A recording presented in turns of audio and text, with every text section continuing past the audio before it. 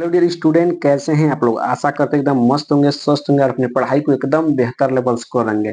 तो हमने class 10th गणित को स्टार्ट कर दिया था और मैंने बताया था कि क्लास 10th गणित को आपको कैसे पढ़ना है कि आप 100 में 100 स्कोर कर सकते हैं। ठीक है, मैंने बताया था आपको कि इस मैथ के चैप्टर में जितने भी चैप्टर आपके हैं, इस मैथ बुक में जितने भी चैप्टर हैं, उसके पर्सनावली वाइज मतलब चैप्टर वाइज में जितने पर्सनाली है उनके very very most important question को बस हम लोग करेंगे जो बोर्ड एग्जाम में पूछे गए हैं। पिछले साल लगातार 3 से 4 साल पूछे जा रहे हैं और जो आगे भी पूछे जाएंगे उसी क्वेश्चन को बस कर रहे हैं। यदि आपको 100 में 100 स्कोर करना है तो बस आप personality wise most important question को करते चलिए। ठीक है, वही मैं करा रहा हूँ। इसका एक लेक्चर मैंने दे चुका है जिसमें हमने एक मोस्ट इंपोर्टेंट टॉपिक का निपटारा कर लिया है। ठीक है, आज के इस वीडियो में हम लोग लेक्चर नंबर 2 को कवर करेंगे और इससे जो भी मोस्ट इंपोर्टेंट क्वेश्चन बचा है इसमें का उसको आज हम लोग कवर कर लेंगे। ठीक है, तो चलिए वीडियो को स्टार्ट करते हैं। वीडियो को स्टार्ट करने से पहले यदि आप हमारे चैनल पर बना तो चैनल को सब्सक्राइब कर लीजिएगा। वीडियो को लाइक और कमेंट जरूर कीजिएगा कि वीडियो कैसा लगा। ठीक है, जो आपका दूसरा नंबर क्वेश्चन है, पूर्णांकों के निम्नलिखित युग्मों के एचसीएफ और एलसीएम ज्ञात कीजिए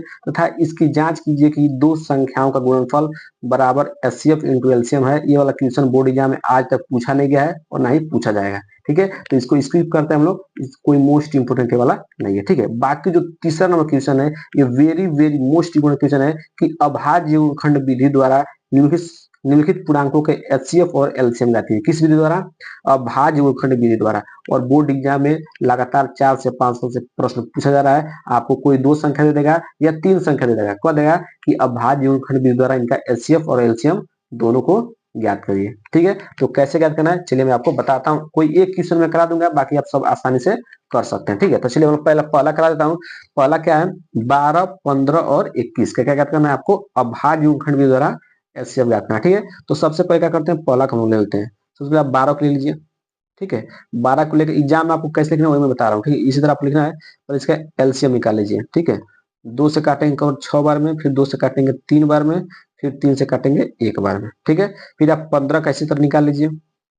एग्जाम में ऐसे ही आपको लिखना है। ठीक है, 15 के 3 से काटेंगे 5 बार में, फिर 5 से काटेंगे 1 बार में। फिर उसी तरह आप 21 का निकाल लीजिए। इस तरह 21 का निकाल लीजिए। 2 से काटिए, सॉरी 2 से नहीं 3 से काटिए, फिर 2 से नहीं कटेगा 3 से काटिए। 3 7 21, 7 1 7। इस तरह हो गया।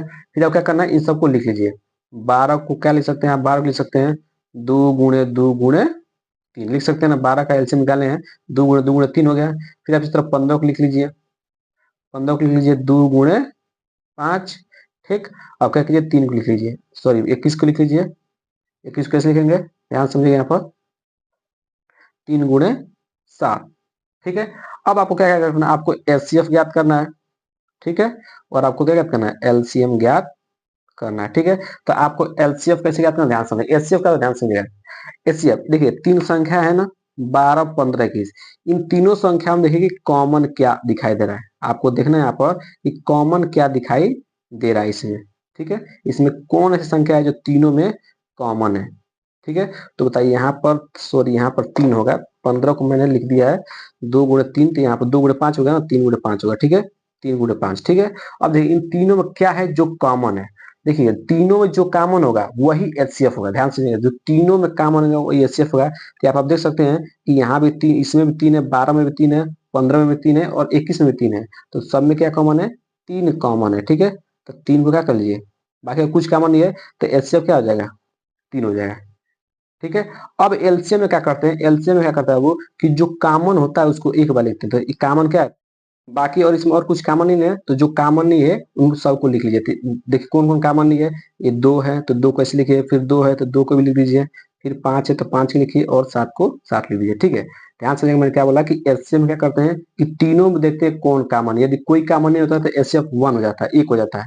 ठीक है, अगर जो कॉमन होता है उसको लिख लेते हैं। बाकी एलसीएम में क्या होता है, जो कॉमन होता है उसको एक बार लिखते हैं, बाकी जो कॉमन नहीं होता है जो बच जाते हैं उनको भी लिख लेते हैं और गुणा कराते हैं। ठीक है, तो गुणा खाइए, 3 का 3, 3 दूना 6, 6 दूना 12, 12 25 60 और 60 का गुणा जब 7 में करेंगे कितना आ जाएगा? 420। ठीक है, 420।